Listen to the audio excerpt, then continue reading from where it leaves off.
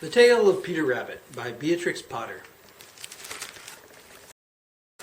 Once upon a time, there were 4 little rabbits, and their names were Flopsy, Mopsy, Cottontail, and Peter.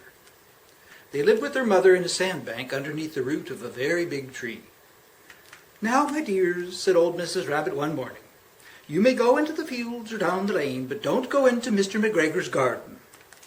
Your father had an accident there. He was put in a pie by Mrs. McGregor.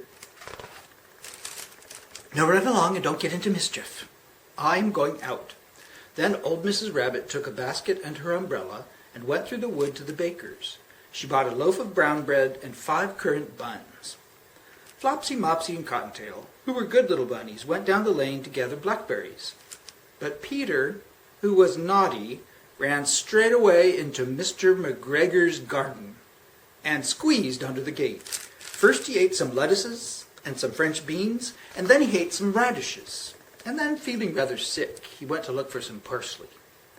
But round the end of a cucumber frame, whom should he meet but Mr. McGregor? Mr. McGregor was on his hands and knees planting out young cabbages. But he jumped up and ran after Peter, waving a rake and calling out, "Stop, thief!" Peter was most dreadfully frightened. He rushed all over the garden, for he had forgotten the way back to the gate. He lost one of his shoes among the cabbages, and the other shoe among the potatoes. After losing them, he ran on 4 legs and went faster, so that I think he might have got away altogether if he had not unfortunately run into a gooseberry net and got caught by the very large buttons on his jacket. It was a blue jacket with brass buttons, quite new. Peter gave himself up for lost and shed big tears, but his sobs were overheard by some friendly sparrows, who flew to him in great excitement and implored him to exert himself. Mr. McGregor came up with a sieve, which he intended to pop upon the top of Peter, but Peter wriggled out just in time, leaving his jacket behind him, and rushed into the tool shed and jumped into a can.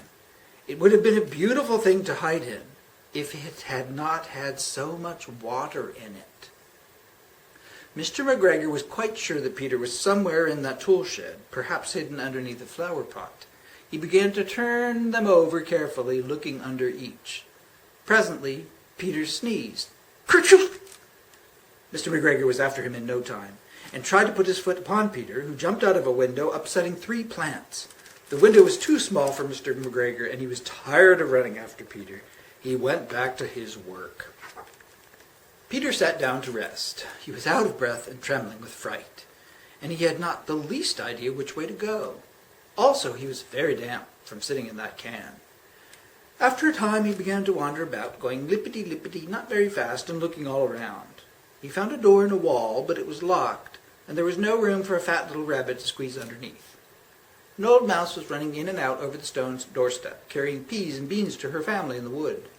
Peter asked her the way to the gate, but she had such a large pea in her mouth that she could only not answer. She only shook her head at him. Peter began to cry. Then he tried to find his way straight across the garden, but he became more and more puzzled. Presently he came to a pond where Mr. McGregor filled his water cans. A white cat was staring at some goldfish.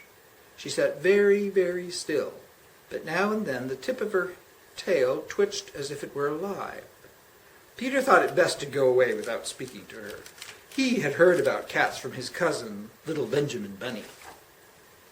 He went back towards the tool shed, but suddenly, quite close to him, he heard the noise of a hoe.